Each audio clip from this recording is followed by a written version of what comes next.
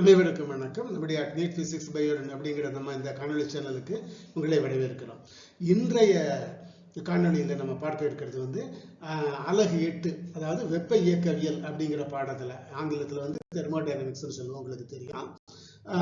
ஒரு கேள்வி பார்க்க போகிறோம். இந்த கேள்வி நீட் தேர்வில் 2022 கேட்கப்பட்ட ஒரு கேள்வி. என்ன கேள்வி? ஒரு நல்லியல்பு வாயு PV² C எனும் சமன்பாட்டிற்கேற்ப ஒரு நிகழ்வுக்கு உள்ளாகிறது. இப்படி ஒரு ஈக்குவேஷன் இருக்கா சார்? இந்த இடத்துல நம்ம இருக்கிறதா அசியூம் பண்றோம், அவ்வளவுதான். இந்நிகழ்வில் அது P1 V1 T1 இது என்ன சார்? இது அழுத்தம், இது பருமன், இது வெப்பநிலை, தெரியும் இல்லையா? எனும் தொடக்க நிலையிலிருந்து P2 V2 T2 எனும் இறுதி வெப்ப இயக்க நிலைக்கு, அதை வந்து தெர்மோடைனமிக் ஸ்டேட்ஸ்னு ஆங்கிலத்தில் சொல்லுவோம், வெப்ப இயக்க நிலை அப்படின்னு தமிழ்ல சொல்லுவோம், வெப்ப இயக்க நிலைக்கு மாறுகிறது. இதில் C என்பது PV² சொல்றாங்களா, C என்பது ஒரு கான்ஸ்டன்ட், மாறிலி. சரி, இப்படி இருந்தால் இந்த 4 ஆப்ஷன்ல எது ரைட்? 4 தெரிவுகள்.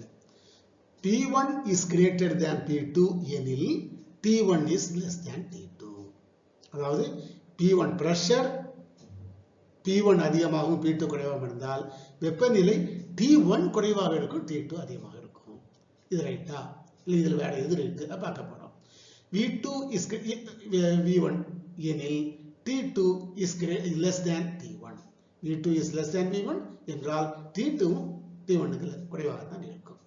மூணாவது, V2 is less than V1, T2 is greater than T1. அப்புறம் P1 is greater than P2, then V1 is greater than V2. இந்த மாதிரி 4 ஆப்ஷன்கள் தெரிவுகள் கொடுத்திருக்காங்க. இல்லை எது சரி? நம்ம வந்து வாயு சமன்பாடு படிச்சிருக்கிறோம். வாயு சமன்பாட்டின்படி PV = NKT, PV = RT போடுவாங்க அல்லது NKT போடுவாங்க, எப்படி வேணாலும் போடலாம். இல்ல P பிரஷர், அழுத்தம் இங்க வச்சுக்கிடுவோம், V அந்த சைடு கொண்டு போயிட்டீங்கன்னா NKT/V. இப்ப மதிப்புகளை பிரதியிட இந்த சமன்பாட்டில் PV² C இல்லையா, PV² C, அதனால Pக்கு பதிலா இந்த இதை போட்டலாம், NKT/V இது ஏற்கனவே வெளியிருக்கிறது V² C. இப்ப மேல V² இருக்குது, கீழே V இருக்குது, அடிச்சிட்டோம்னா மேல ஒரு V மட்டும் மிஞ்சம். அப்ப that is equal to what? NKTV is equal to C. C தான். அந்த Cங்கிறது ஒரு மாறிலின்னு ஏற்கனவே சொல்லிட்டோம் இல்லையா? சோ அப்ப அந்த அடிப்படையில் இதுல என்னங்கிறது என்னது? அவகாத்ரோ எண், அது மாறிலி தான். K என்பது என்னது? போல்ட்ஸ்மான் மாறிலி. இப்ப ரெண்டுமே மாறிலி தான். அப்படின்னா என்ன சார் அர்த்தம்?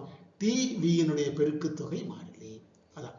அப்ப TV = மாறிலி அப்படின்னால என்ன சார் அர்த்தம்? இந்த V எந்த பக்கம் கொண்டு வந்தா கீழே வந்துடும் இல்லையா?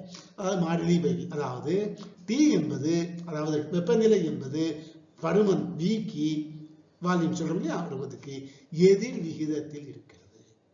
அப்படின்னு என்ன சார் அர்த்தம்? V2 அதிகமாக இருந்தால் T2 குறைவாக இருக்கும். இதுதான் கணக்கு. V அதிகமானால் T குறையும், P குறைந்தால் T அதிகம். அதான எதிர் விகிதம் கணிப்பு. அப்ப அந்த அடிப்படையில் பார்க்கும் பொழுது V2 என்பது V2 is less than V1 எனில் T2 is less than T1. அது வந்து இந்த 3வது தெரிவுல கொடுக்கு. அப்ப இந்த 3வது தெரிவு, 3வது ஆப்ஷன், 3வது விடை சரியான விடை. சரியா? ஓகே. இப்ப இதுவரைக்கும் அந்த வெப்ப இயக்கவியல் அப்படிங்கிற இந்த பாடத்துல நம்ம வந்து நம்முடைய காணொலி சேனல்ல 16 கேள்விகள் பார்த்திருக்கிறோம். சரியா?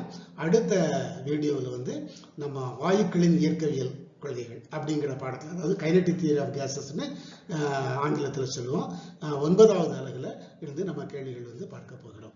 அடுத்த காணொளி காணும் வரை அனைவருக்கும் நன்றி, வணக்கம்.